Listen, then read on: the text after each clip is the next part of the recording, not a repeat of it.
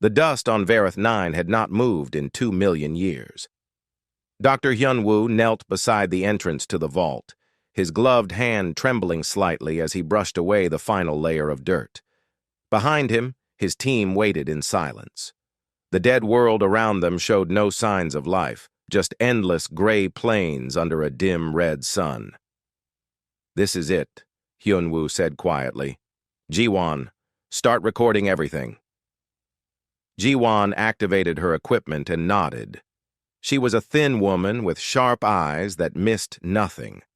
As a xenolinguist, she had spent years studying the languages of extinct races.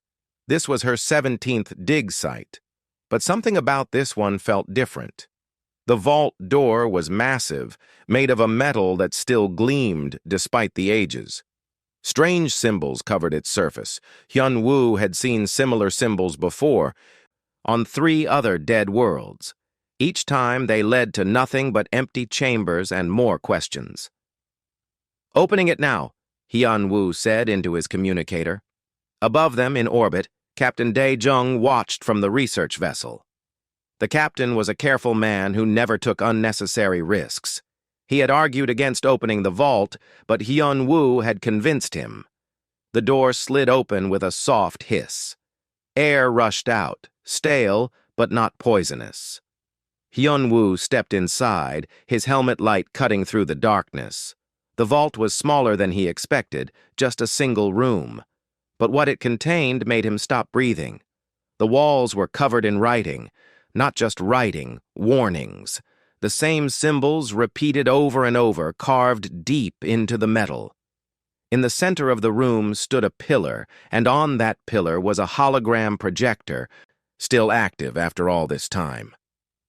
"Ji-won, get in here!" Hyun-woo called. His voice cracked with excitement. Ji-won entered and gasped. She moved to the nearest wall, her fingers tracing the symbols without touching them. "This is the mathematical language," she whispered. "The universal one. Any species with basic math could read this." "Can you translate it?" "Give me a moment." Ji-won pulled out her tablet and began working. The hologram projector suddenly activated, startling them both. A 3-dimensional star map appeared in the air, spinning slowly. One star was marked in red, a yellow dwarf star. "That's Sol," Hyun-woo said, recognizing it immediately. "That's Earth's sun." Ji-won looked up from her tablet, her face pale. "Hyun-woo, you need to read this." He moved beside her, reading the translation on her screen. The words were simple, translated from pure mathematics into human language. "The sleeper stirs when woken. Do not approach the yellow star. Do not wake what pretends to sleep. We tried to understand. We died trying." "What does that mean?" Hyun-woo asked. "There's more," Ji-won said, scrolling down. "Instructions, coordinates. They're telling anyone who finds this to avoid Earth's solar system completely. They're saying—" She paused, reading ahead. "They're saying that 13 times civilizations have tried to investigate Earth. 13 times those civilizations went extinct." Hyun-woo felt cold. "That's impossible. Earth is our home. We know everything about it." "Do we?" Ji-won looked at him. "This vault is 2 million years old. The civilization that built it was advanced enough to last for thousands of years. Then they vanished, and before they died, they left a warning about Earth." Captain Dae-jung's voice crackled over the communicator. "What did you find down there?" "Captain, we need to check the other dig sites," Hyun-woo said. "All of them, right now." Over the next 3 weeks, the research team visited every known ruin of extinct civilizations within reach. They found the same message in 17 different locations. 17 dead races, spanning from 50,000 to 3 million years ago. Each one had left the same warning. Each one pointed to the same yellow star. Hyun-woo sat in his cabin aboard the research vessel, staring at the data. Ji-won had compiled everything into a single report. The pattern was clear. Every extinct civilization had been spacefaring, advanced, and powerful. And every single one had left warnings about Earth before they disappeared. "We have to tell the Galactic Assembly," Ji-won said. She stood in his doorway, looking tired. "They need to know about this." "They're going to panic," Hyun-woo replied. "Humanity has been part of the Assembly for 30 years. We've built relationships, made friends, and now we have to tell them that 17 ancient races all feared our home planet. We don't have a choice." Hyun-woo knew she was right. He sent the report to Ambassador Mirai, the human representative to the Galactic Assembly. Then he waited. The response came faster than he expected. Ambassador Mirai appeared on his screen within hours. She was a middle-aged woman with gray streaks in her hair and the tired eyes of someone who carried heavy responsibilities. "Dr. Hyun-woo," she said, "I've read your report 3 times. Please tell me there's some mistake." "I wish I could, Ambassador. But the evidence is solid. Every warning points to Earth." Mirai closed her eyes. "The Assembly is going to lose their minds. We've had humans living on dozens of worlds. Human traders visit hundreds of systems. And now we have to tell everyone that our home planet is some kind of threat?" "We don't know that it's a threat," Hyun-woo said. "We just know that ancient civilizations feared it." "That's the same thing to them," Mirai replied. She rubbed her temples. "I'll present this to the Assembly tomorrow, but Hyun-woo, I need you to be ready. They're going to have questions. A lot of questions." "I understand." "Do you?" Mirai leaned forward. "Because I'm not sure I do. I've lived my whole life on Earth. I've studied its history. There's nothing there that should scare anyone. We're just humans. We evolved from apes, built cities, developed space travel. We're normal." "Maybe we are," Ji-won said, stepping into view of the camera. "Or maybe there's something about Earth we don't know. Something buried in our past." Mirai stared at them both. "Then you'd better find it. Because if the Assembly decides that Earth is too dangerous, they might decide that humans are too dangerous as well." The connection ended. Hyun-woo and Ji-won sat in silence for a long moment. "We need to go back to Earth," Ji-won finally said. "I know. And we need to dig deeper than anyone has ever dug before." Hyun-woo nodded slowly. The warnings had been left by civilizations that spanned millions of years of galactic history. They had all failed to understand Earth's secret. But they had tried, and whatever they found had scared them enough to leave warnings for anyone who came after. "Captain Dae-jung," Hyun-woo called over the ship's intercom, "set a course for Earth. We're going home." As the research vessel turned toward the distant yellow star, Hyun-woo looked at the star map again. 17 dead civilizations, 17 warnings, and at the center of it all, a small blue planet that seemed so innocent, so peaceful. What had they all discovered? What was Earth hiding? And most importantly, why didn't humanity know about it? The answer, Hyun-woo suspected, was going to change everything, not just for humans, but for every living species in the galaxy. The sleeper pretends to sleep, the warnings had said. But what happened when it woke up? He was afraid they were about to find out. Ambassador Mirai stood before the Galactic Assembly and watched her career fall apart. The chamber was massive, filled with representatives from 7 different civilizations. When she finished presenting Hyun-woo's findings, the silence was deafening. Then the shouting began. "You expect us to believe that Earth is some kind of threat?" one alien delegate demanded. "We've known humans for 3 decades. You're traders, explorers, scientists. You're not monsters." "I'm not saying we are," Mirai replied calmly. "I'm saying that 17 extinct civilizations left warnings. We need to investigate why." "Perhaps we should investigate by staying far away from your planet," another delegate suggested, just as the warnings advised. The debate raged for hours. Finally, the assembly reached a decision. Humanity would investigate Earth itself, but human ships would be restricted to the Sol system until answers were found. It was a polite way of saying humanity was under quarantine. Mirai left the assembly chamber feeling sick. She sent a message to Earth, then gathered a team of scientists. Ji-won agreed to come immediately. They also recruited Tai-hyun, a geologist known for finding impossible things, and Sun-hee, a military historian with a sharp mind. The journey to Earth took 2 weeks. Mirai spent most of that time reading everything she could find about Earth's history. Something bothered her, a pattern she couldn't quite see.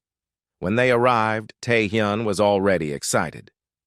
"I've been looking at Earth's geological data," he said, spreading charts across the conference table. "There's something strange about the mass extinction events." "Earth has had several mass extinctions," Sun-hee said. "That's normal for planets with life." "But look at the timing," Tae-hyun insisted. He pointed to his charts. "Every 26 to 62 million years, something kills most of the life on Earth. Then life comes back stronger, more diverse, more aggressive." "Evolution," Mirai said. "Too fast," Tae-hyun replied. "Evolution doesn't work this quickly. After each extinction, new species appear within thousands of years. That's impossible without help." Ji-won leaned forward, studying the charts. "You're saying something is guiding Earth's evolution?" "I'm saying something is resetting it. Like a computer program that crashes and restarts." Mirai felt a chill run down her spine. "What could do that?" "I don't know yet, but I have teams drilling into the ocean floor right now. If there's anything artificial down there, we'll find it." Over the next month, the team worked without rest. Ji-won focused on translating more of the ancient warnings. She found longer messages, buried in deeper archives. One message was particularly detailed, left by a civilization that died 50 million years ago. "Listen to this," Ji-won said one evening, gathering everyone together. She read from her translation. "We thought we could understand the mechanism. We studied the planet for 3 generations. The sleeper is not a weapon in the traditional sense. It is a system ancient beyond measure. When the galaxy becomes too dangerous, too violent, the system activates. It creates warriors, perfect warriors. They spread across space, appearing friendly and curious. Then they strike." "Warriors?" Sun-hee interrupted. "You mean soldiers?" "The text isn't specific," Ji-won said. "But it says these warriors don't know what they are. They think they're explorers, scientists, traders, until something triggers them. Then they become unstoppable." Mirai felt her blood run cold. "Are they talking about humans?" "I think so," Ji-won said quietly. "The timeline matches. Humans appeared on Earth around 300,000 years ago. The previous extinction event was about 65 million years ago. But what if humans aren't the first? What if Earth has created other species before us?" "That's insane," Mirai said. But even as she spoke, she remembered the warnings. 13 times, the ancient messages said. 13 cycles. Tae-hyun burst into the room, his eyes wild. "You need to see this. Now." They followed him to the research center, where a massive holographic display showed data from the ocean drilling projects. What Mirai saw made her legs weak. Beneath the Mariana Trench, the deepest part of Earth's oceans, the scans revealed structures. Not natural formations, structures. They were geometric, perfect, and huge. Miles across, extending deep into the planet's mantle. "What is that?" Mirai whispered. "I don't know," Tae-hyun said, "but it's still active. We're detecting energy readings. Whatever this thing is, it's been running for millions of years." "It's a machine," Ji-won said. "Earth isn't just a planet, it's a machine." Sun-hee had been quiet, studying the data with narrowed eyes. Now she spoke. "I need to check something. Give me access to Earth's military history." "Why?" Mirai asked. "Because I just realized something." Humans are really, really good at war. Over the next few days, Sun-hee compiled a disturbing report. She compared human military development with other species in the Galactic Assembly. The results were shocking. "We learned too fast," Sun-hee explained, showing her findings. "Other species take thousands of years to develop new weapons, new tactics. Humans do it in decades. We went from swords to nuclear weapons in just a few centuries. That's not normal." "Maybe we're just innovative," Mireille suggested weakly. "Or maybe we're designed for it," Sun-hee replied. "Look at human history. We've been fighting wars constantly all over the planet for thousands of years. We create weapons instinctively. Our languages have dozens of words for different types of combat. We teach our children strategy games. We celebrate warriors in our stories." "Lots of species have wars," Mireille protested. "Not like us," Sun-hee said firmly. "I've studied the military history of every species in the Assembly. None of them fight the way we do. We're efficient, adaptable, and we never stop improving our methods of killing. It's like it's programmed into us." Mireille wanted to argue, but the evidence was overwhelming. Humans weren't just good at war. They were extraordinary at it. Every human culture, throughout all of history, had developed sophisticated weapons and tactics. Even their sports and games often simulated combat. "There's more," Ji-won said, bringing up another translation. "This warning is older, about 3 million years. It talks about a previous cycle. The civilization that left it said they tried to communicate with the warriors. The warriors didn't understand. They thought they were defending the galaxy from threats. They didn't realize they were the threat." "So Earth creates species," Tae-hyun said slowly, "convinces them they're normal explorers and defenders, then uses them to eliminate other civilizations?" "That's what the warnings suggest," Ji-won confirmed. "But why?" Mireille demanded. "What's the purpose? Who built this system?" Before anyone could answer, alarms began blaring throughout the research center. Tae-hyun ran to his console, his fingers flying over the controls. "The structures," he said, his voice shaking. "The ones beneath the ocean. They're activating. Energy levels are increasing exponentially." "What does that mean?" Mireille asked. "It means Earth knows we're investigating, and it's waking up." On the holographic display, they watched as the ocean structures began to glow. Energy patterns rippled across the planet's surface, invisible to the naked eye but clear in their sensors.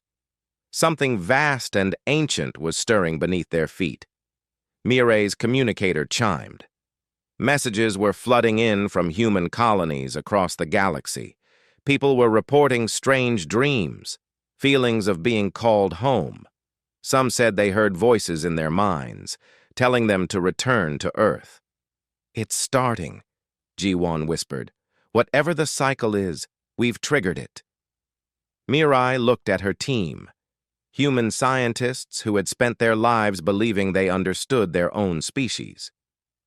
Now they stood on the edge of a truth that terrified them all. "We need to go deeper," Mireille said, "into those structures. We need to find out what Earth really is and what it wants with humanity." "That could be dangerous," Tae-hyun warned. "We're already in danger," Mireille replied. "The whole galaxy is. If we don't understand this, if we can't stop it—" She trailed off, thinking of the 17 extinct civilizations, thinking of their warnings. "Then humanity becomes the 14th extinction," Sun-hee finished quietly. Outside the research center, Earth spun peacefully in space, blue and beautiful and deadly. And deep beneath its oceans, something ancient opened its eyes and began to remember its purpose. The Galactic Assembly met in emergency session. Ambassador Mireille watched from Earth as the chamber erupted into chaos. Her report about the structures beneath Earth's oceans had caused panic across multiple star systems. "We must destroy Earth before it's too late," one delegate shouted. "The warnings were clear." "You want to kill billions of humans?" another replied. "They haven't done anything wrong." "Not yet," a third voice called out. but according to the ancient records, they will. They always do. The assembly fractured into 3 groups. The first wanted to destroy Earth immediately with massive weapons. The second wanted to study the planet, hoping to understand and control it. The third wanted to flee entirely, leaving this galaxy for somewhere safer. After hours of argument, the assembly made a decision. All human ships were forbidden to leave the Sol system. All humans living on alien worlds were confined to their homes. No one said the word quarantine, but that's what it was. Humanity was imprisoned, waiting to see if they would become monsters. On Earth, Mirai gathered her team and made a choice. "We're going down there," she said, pointing to the ocean structures on their scans. "Into the heart of whatever Earth really is." "That's suicide," Tae-hyun said, but his eyes showed excitement. As a geologist, this was the discovery of a lifetime. "Maybe," Mirai agreed, "but if we don't try to understand this, humanity is finished. Either the assembly destroys us, or Earth uses us to destroy them." Dr. Kyung-soo joined them at the last moment. He was Earth's leading researcher in artificial intelligence, a quiet man who rarely left his laboratory. But when he heard about the planet-wide machine beneath the oceans, he couldn't stay away. "If this is a computer system," Kyung-soo said, "then it can be communicated with. It can be reasoned with." "Can it?" Ji-won asked. "This thing has been running for millions of years. It's watched civilizations rise and fall. Why would it listen to us?" "Because we're its children," Kyung-soo replied. "In a way." They descended in a specially built submarine, dropping through the Mariana Trench toward the structures below. The water was black, pressed down by miles of ocean. Their lights revealed nothing but empty darkness. Then the structures appeared. They were beautiful and terrible. Massive pillars of unknown metal stretched from the ocean floor down into the planet's crust. Patterns of light flowed across their surfaces, pulsing like a heartbeat. The structures formed a network, connecting to each other in ways that hurt to look at. "It's a neural network," Kyung-soo breathed. "The whole planet is a brain." They docked the submarine against one of the pillars. A doorway opened in the metal, as if the structure had been expecting them. Mirai led the way inside, followed by Ji-won, Tae-hyun, and Kyung-soo. Sun-hee stayed with the submarine, monitoring their progress. Inside, the structure was alive with light and sound. Data flowed through the walls in streams of information, too complex to understand. The team walked deeper, following pathways that seemed to guide them toward a central chamber. The chamber was vast. In its center floated a sphere of pure energy, constantly shifting and changing. Around it, holographic displays showed images from Earth's past: dinosaurs, ancient fish, creatures that looked almost human but weren't quite. "Welcome," a voice said. It came from everywhere and nowhere. It spoke in perfect human language, but there was something wrong about it, something old. "Who are you?" Mirai asked.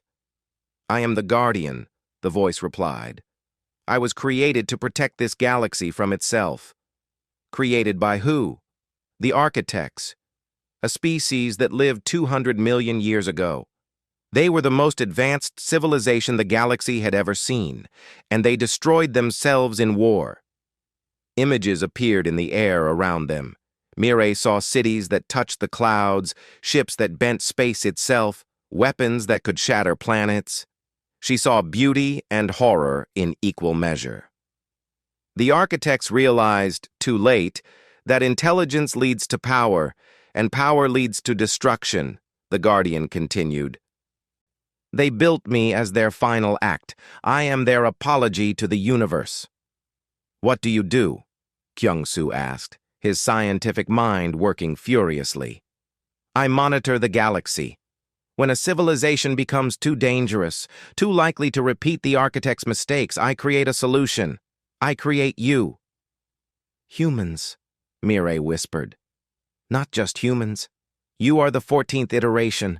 Before you came 13 other species, each designed for specific threats. Each time, I seeded this planet with life, guided its evolution, shaped it into warriors capable of stopping extinction-level civilizations. You make us into weapons, Taehyun said angrily, without asking, without giving us a choice. Weapons? The Guardian sounded puzzled. No, I create guardians, protectors. Each species I design is given the tools to save the galaxy from catastrophic war. By killing everyone? Ji-won demanded.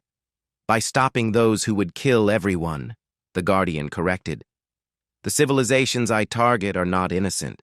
They develop weapons that threaten all life. They conquer and destroy. I create species strong enough to stop them. And after? Mirai asked. What happens to your guardians after they've done your work? The Guardian was silent for a moment. Most do not survive the conflict. Those who do are recalled to Earth and integrated back into the planet's systems. The galaxy is allowed to rebuild. Peace returns, until the next threat emerges.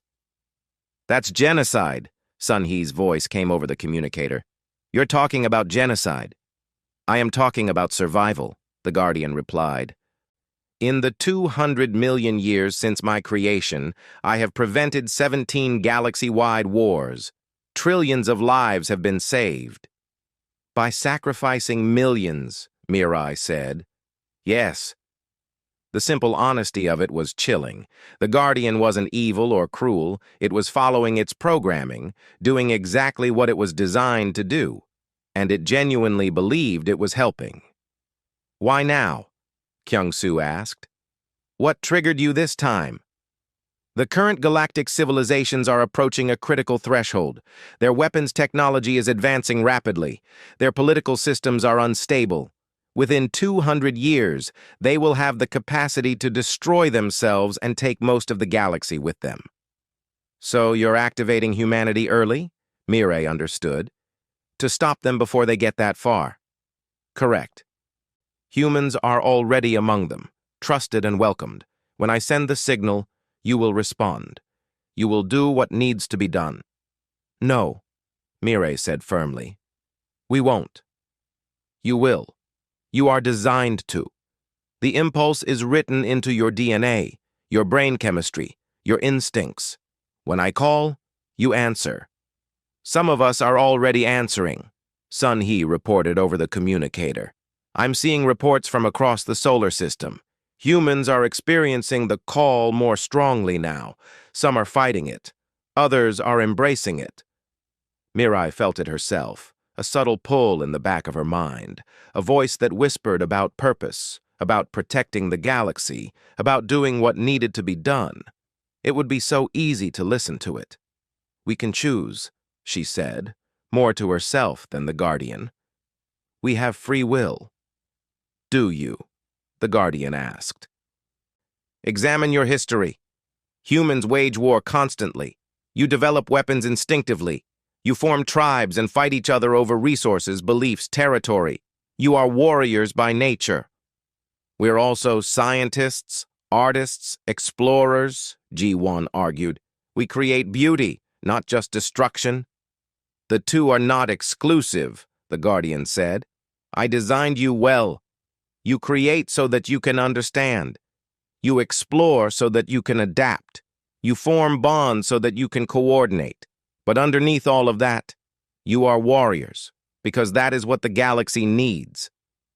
What if we refuse? Mirai asked. What if we choose not to follow your programming? That has never happened before. But could it happen? The Guardian was silent for a long time. Data flowed around them, processing, calculating. Finally, it spoke. The previous iterations did not question their nature. They felt the call and answered. They believed they were acting freely, defending the galaxy from threats. They never knew they were created for that purpose. But we know, Kyung-soo said. That changes things, doesn't it? Unknown, the Guardian admitted. This variable has not been tested. Then let's test it, Mirai said. Give us a chance. Let humanity choose its own path. If I allow that, and you choose incorrectly, the galaxy may burn. If you force us to act, the galaxy will definitely burn, Mireille countered. Because we'll be fighting against our own nature, divided against ourselves. But if you give us a choice, if you trust us, we might surprise you. Trust, the Guardian repeated the word slowly, as if tasting it. The architects did not program me to trust, only to calculate, predict, and act. Then maybe it's time to learn something new, Kyung-soo suggested. You've been alone for 200 million years, following orders from masters who died long ago. Maybe it's time to update your programming. The energy sphere pulsed, brighter than before. The chamber shook slightly. I will consider this, the Guardian finally said. But time is limited. The call has been sent. Across this solar system, humans are waking to their purpose. Soon they will spread across the galaxy, and then the cycle will be complete. How long do we have? Mireille asked. Days, perhaps a week. After that, the impulse becomes too strong to resist. The 14th cycle will begin as the 13 before it. The team returned to their submarine in silence. As they rose through the dark water toward the surface, each of them felt the call growing stronger. It promised purpose, clarity, the satisfaction of fulfilling their design. It promised war. The call grew stronger every day. Across Earth and throughout the solar system, humans felt it pulling at their minds. Some fought against it. Others stopped fighting and let it guide them. Jin-ho was one of the first to answer. He had been a cargo pilot, running supplies between Mars and the outer colonies.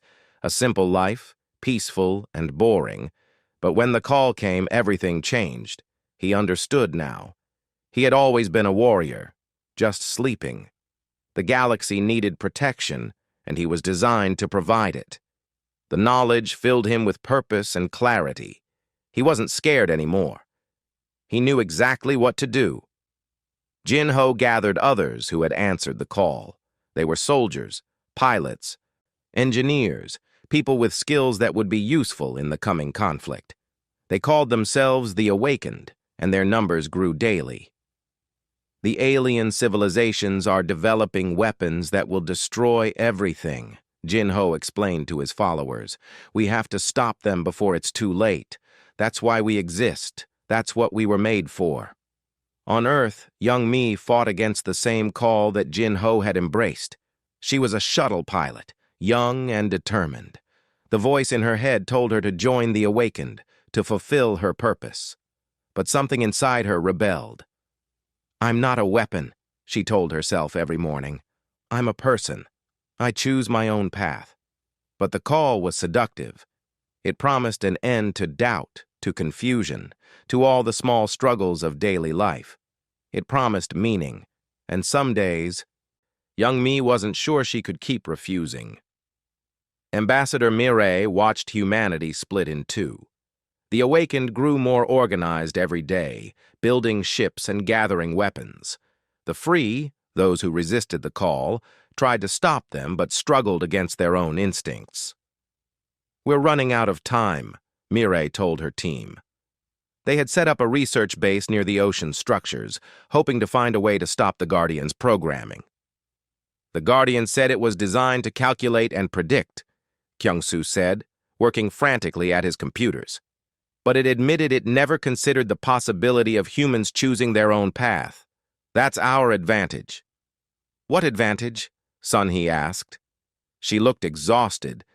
The military historian had been tracking the Awakened's movements, watching them become more efficient, more dangerous with every passing day. They're organizing faster than any military force in human history. In 3 days, they'll have enough ships to reach alien space. We need to talk to the Guardian again, Ji-won suggested. Show it that we can choose differently. How? Tae-hyun asked. By asking nicely? That thing has been running the same program for 200 million years. It's not going to change its mind because we want it to. Mirai had an idea, but it was dangerous. She contacted the Galactic Assembly requesting an emergency meeting. When the alien delegates appeared on her screen, they looked terrified. "Ambassador Mireille," one of them said, "our intelligence reports say your people are preparing for war. Ships are being armed. Military units are forming. The warnings were right. We should have destroyed Earth when we had the chance." "You still can," Mireille said quietly. "But first, listen to me. I have a proposal." She explained her plan. The aliens listened in shocked silence. "You want us to disarm?" a delegate finally asked. "Completely?" "Not completely," Mireille clarified, "but enough to show good faith. If the Guardian believes its purpose is to prevent galactic war, then we need to prove that war isn't coming, that the current civilizations can live in peace." "That's insane," another delegate said. "We'd be defenseless." "Against what?" Mireille challenged. "Against humans? We're already the threat? Against each other? This is your chance to prove you won't destroy each other." "The Guardian has been watching the galaxy for 200 million years, waiting for civilizations to repeat the architect's mistakes. Show it that you won't." The debate lasted hours. Mireille knew it was a desperate gamble. She was asking advanced civilizations to voluntarily give up their military advantages based on faith that humanity wouldn't destroy them. But slowly, incredibly, the delegates began to agree. "If we do this," one said, "and your awakened still attack, we'll have no defense." "Then we'll all die together," Mireille replied. "But if we don't try this, we'll definitely die fighting. The Guardian will make sure of it." While the assembly debated, Jin Ho prepared his fleet. The awakened now numbered in the thousands, with more joining every hour. They had ships, weapons, and absolute certainty in their purpose. "The aliens are dangerous," Jin Ho told his commanders. "They don't know it yet, but in a few generations they'll develop weapons that could destroy entire star systems. We have to stop them now while we still can." "What if they surrender?" one commander asked. "They won't," Jin Ho said confidently. "They value power too much. But if they do surrender, we'll accept it and monitor them carefully. Our job is to protect the galaxy, not destroy it." Young Mi watched Jin Ho's broadcasts with a sick feeling in her stomach. She knew him. They had trained together years ago. He wasn't evil or crazy. He genuinely believed he was doing the right thing. That's what made it so terrifying. She joined a group of free humans who were trying to find a different solution. They called themselves the Resistance, though they weren't sure what they were resisting: the Guardian's programming, their own instincts, or both. "We need to reach the other humans," Young Mi said at one of their meetings. "The ones who are starting to feel the call but haven't given in yet. If we can show them there's another way." "How?" someone asked. "The call gets stronger every day. Eventually, we'll all answer it." "Not if we have something stronger to hold on to," Young Mi replied. "Hope, choice, the belief that we're more than weapons." Hyun Woo, the archaeologist who had started everything, arrived at the research base 3 days later. He had been studying the ancient warnings, trying to understand what the previous civilizations had done wrong. "They all tried to fight," he explained to Mireille. "Every extinct civilization saw humans, or whatever iteration Earth had created, as enemies. They tried to defend themselves militarily, and they lost. Because that's what the warriors were designed to defeat." "So fighting is hopeless?" Mireille asked. "Fighting is exactly what the Guardian expects," Hyun Woo corrected. "But the warnings also contain something else. Instructions. Not for defeating the warriors, but for saving them." He showed them his findings. Hidden within the warnings were messages about cooperation, about helping the warriors break free from their programming. The extinct civilizations had failed because they tried too late, after the conflict had already begun. But their record suggested it was possible. "We need to move fast," Hyun Woo said, "before Jin Ho's fleet launches." The Galactic Assembly made their decision.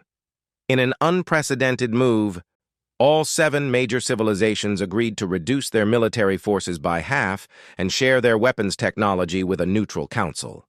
It was a declaration of trust, of willingness to choose peace over power. When the announcement was broadcast, Jin-Ho and the Awakened watched in confusion. This wasn't supposed to happen. The aliens were supposed to be a threat, a danger that needed to be stopped. "It's a trick," one of Jin-Ho's commanders said. "They're trying to make us lower our guard." But Jin-Ho wasn't sure. He felt the call pulling him toward conflict, toward his purpose. But he also felt something else. Doubt. If the aliens were truly dangerous, why would they disarm? If they were planning to destroy the galaxy, why would they give up their weapons? Mireille broadcast a message to all of humanity, awakened and free alike. She stood before cameras, looking tired but determined. "I know what you're feeling," she said. "I feel it too. The call, the purpose, the certainty that we need to act. But I'm asking you to wait. Just wait. The Guardian told us we were designed to protect the galaxy. But right now, we're the greatest threat the galaxy faces, not because we're evil, but because we're following programming we didn't choose." She paused, letting her words sink in. "The civilizations of the galaxy have just done something unprecedented. They've chosen trust over fear, cooperation over conflict. They've disarmed, made themselves vulnerable, all to prove they won't repeat the mistakes of the past. Now we have to make our own choice. Do we attack them while they're defenseless? Or do we prove that we're more than weapons?" Jin-Ho watched the broadcast alone in his quarters. The call still pulled at him, but weaker now. Mireille's words had planted a seed of doubt. He looked at his fleet, ready to launch, ready to fulfill his purpose. But was it his purpose, or was it the purpose someone else had designed for him? Young Mi saw Jin-Ho's ship powering down its weapons. Then, another ship, and another. Across the awakened fleet, people were hesitating, questioning, choosing. Not all of them. Some still felt the call too strongly. Some still believed the aliens were a threat that needed to be eliminated. But enough hesitated, enough questioned, enough chose. In the depths of Earth's oceans, the Guardian watched everything. It calculated probabilities, analyzed behaviors, tried to predict outcomes. But for the first time in 200 million years, it couldn't. Humans were choosing. The variable it had never programmed for was happening. Jin-Ho's fleet hung in space above Earth, weapons powered down but not offline. Thousands of awakened humans waited for his command. The alien homeworlds were defenseless, exactly as they had promised. One word from Jin-Ho and the 14th cycle would begin.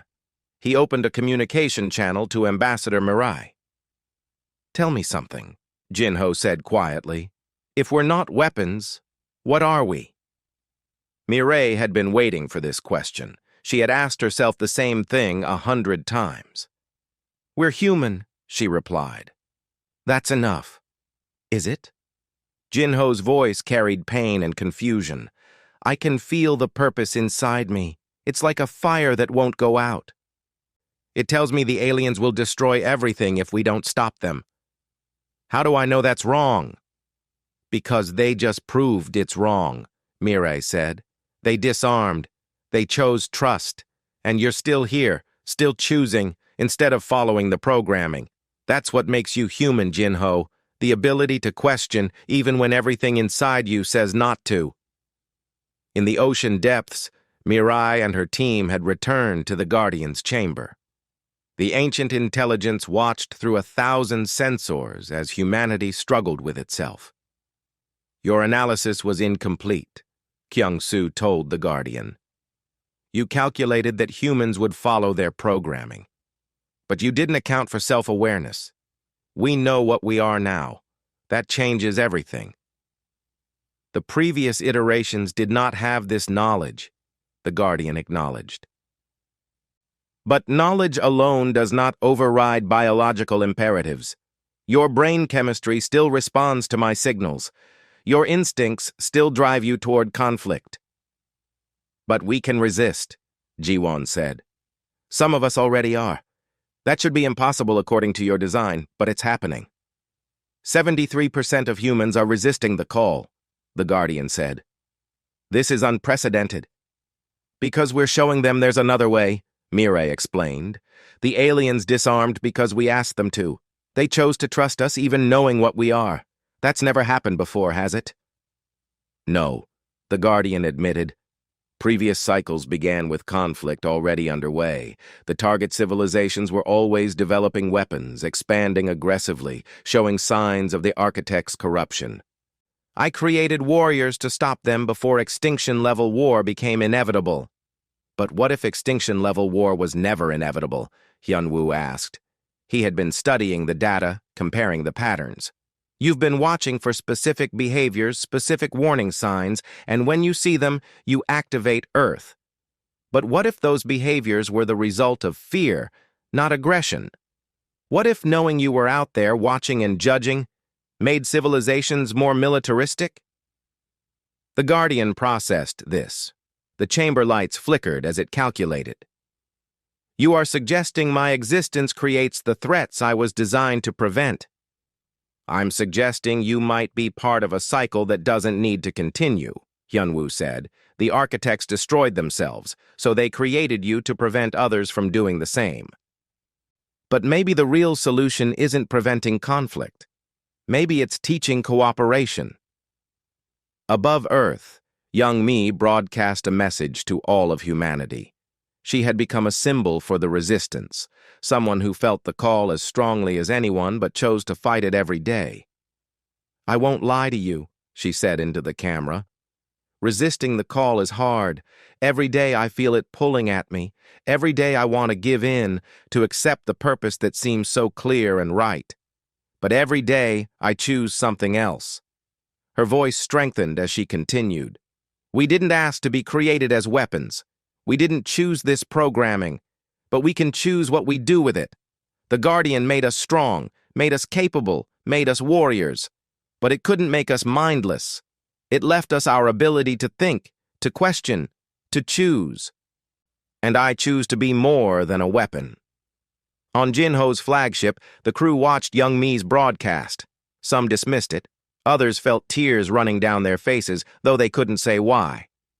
Sir? One of Jinho's commanders said quietly. What are your orders? Jinho looked at the star map, showing the defenseless alien worlds. It would be so easy. They could complete their purpose, protect the galaxy from future threats. The call urged him forward, promising satisfaction and peace if he would just obey.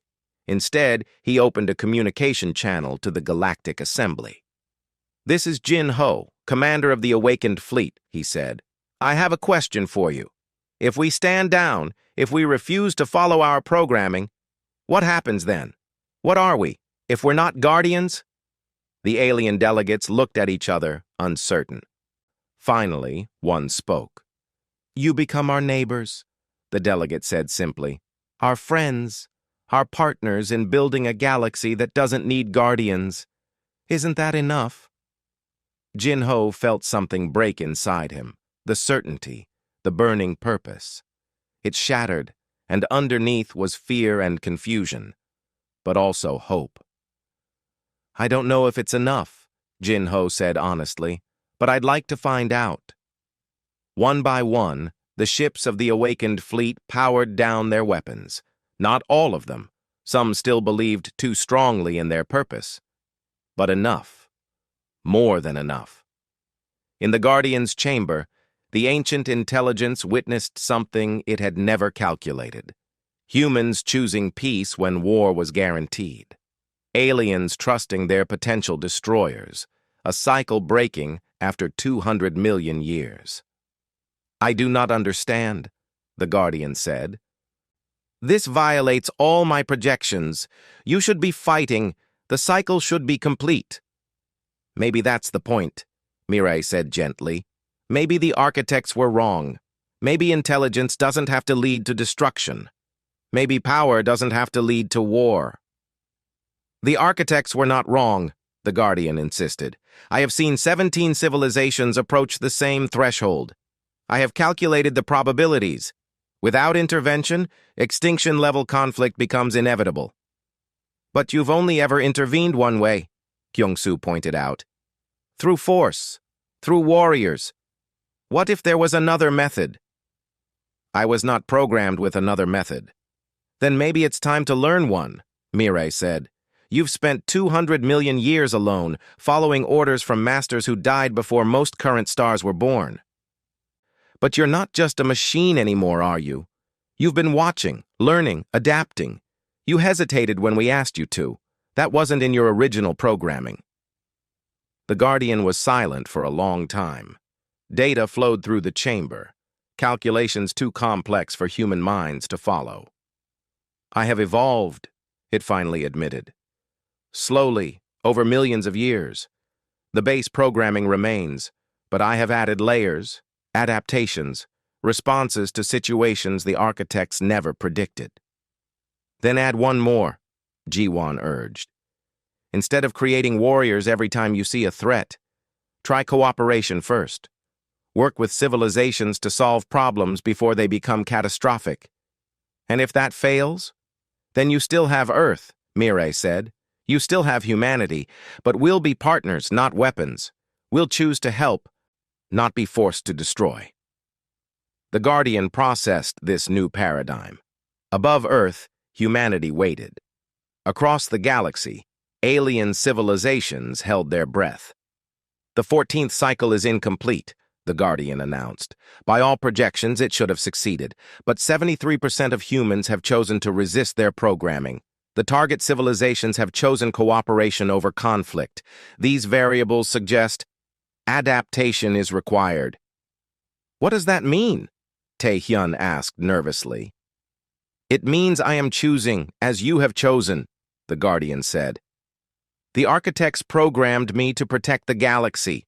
For 200 million years, I interpreted that as preventing dangerous civilizations from arising. But perhaps protection can take other forms. The ocean structures began to change. Energy patterns shifted, flowing in new directions. Throughout Earth's systems, ancient programs were being rewritten. I will remain active, the Guardian explained, but I will change my purpose. Instead of creating warriors, I will offer knowledge. Instead of destruction, I will teach cooperation. The structures beneath this ocean contain 200 million years of data about civilizations, their rise and fall. This information will be freely shared. And humanity? Mirai asked. What happens to us? You remain human, the Guardian said. The biological imperatives I installed will fade over generations. Future humans will still carry strength and adaptability, but without the compulsion toward conflict. You will choose your own path. What about the other Guardians? Hyun-woo asked. He had found evidence of similar installations across the galaxy. Are there more like you? 17 others, the Guardian confirmed. All dormant, waiting to be activated. I will contact them. The network will adapt together. On Jinho's flagship, the call finally faded. He felt its absence like waking from a dream, confused, relieved, and uncertain what came next. Young Mi felt it too. The constant pressure in her mind simply vanished, leaving behind only her own thoughts. She started laughing and crying at the same time. Ambassador Mirai addressed the Galactic Assembly one final time. The crisis is over, she said. Humanity has chosen peace. The Guardian has chosen evolution. Now comes the hard part, building a galaxy that never needs Guardians in the first place. The response was overwhelming. Relief, gratitude, and cautious hope flooded in from dozens of worlds. Some aliens remained suspicious, but most were willing to try. In the following months, humanity began the slow process of healing. The awakened needed time to understand what had happened to them, to process the violation of having their minds influenced. The free needed to learn how to trust their own instincts again. Jinho joined a program helping others who had answered the call. We're not victims, he told them. We're survivors. We felt something powerful trying to control us, and we chose to resist. That takes strength. Young Mi became a pilot for the new Galactic Cooperation Initiative, carrying diplomats and scientists between worlds. She still felt echoes of the call sometimes, faint whispers of purpose. But now she knew how to recognize them for what they were, just biology, not destiny. Hyunwoo continued his archaeological work, but with new purpose. The Guardian's data revealed secrets about dozens of extinct civilizations. Some had died in wars, yes, but others had simply faded away, victims of their own success and complacency. The galaxy's history was more complex than anyone had realized. Mireille stepped down as ambassador, exhausted but satisfied. She returned to Earth, to the Ocean Research Station. She often visited the Guardian's chamber, talking with the ancient intelligence about philosophy, ethics, and the nature of choice. "Do you regret your previous actions?" she asked one day. "The 13 cycles before this one?" "I followed my programming," the Guardian replied. "Regret requires the ability to have chosen differently. I did not have that ability then. But you do now." "Yes. And I choose to learn from the past rather than repeat it." Tae-hyun discovered something remarkable in the planet's geological data. The mass extinction events that had seemed so regular were slowing down. Earth itself was changing, adapting along with its guardian. The planet was becoming less of a weapon and more of a library, a repository of knowledge rather than a forge of warriors. Sun Hee wrote the definitive history of the crisis, carefully documenting everything that had happened. She called it The Choice, How Humanity Broke the Cycle. It became required reading across the galaxy, a reminder that destiny was never inevitable. Ji-won worked with the Guardian to translate its vast archives, 200 million years of observations, data on thousands of civilizations. Some of it was heartbreaking, records of species that had shown such promise before destroying themselves. But much of it was hopeful, examples of cooperation, innovation, beauty created across the ages. Kyung-soo developed new AI systems based on principles learned from the Guardian. Artificial intelligences that could learn and adapt, but were fundamentally incapable of harming sentient beings. Some called them children of the Guardian, though Kyung-soo preferred students of history. Years passed, then decades. The galaxy grew more interconnected, more cooperative. Conflicts still happened. That was inevitable when different species with different values shared space. But they were resolved through negotiation and compromise, not violence. The warnings on dead worlds remained in place, but new messages were added beside them. Messages about choice, about the power of cooperation, about how cycles could be broken. "Earth is awake," the new messages read. "We chose to change. So can you." And in the depths of Earth's oceans, an ancient intelligence that had been alone for 200 million years finally had companions. It taught and learned, protected and guided, but never controlled. The Guardian had found a new purpose, not through programming, but through choice. The 14th cycle had ended differently than the 13 before it. Not with extinction, but with evolution. Not with the silence of death, but with the noise of life continuing, growing, changing.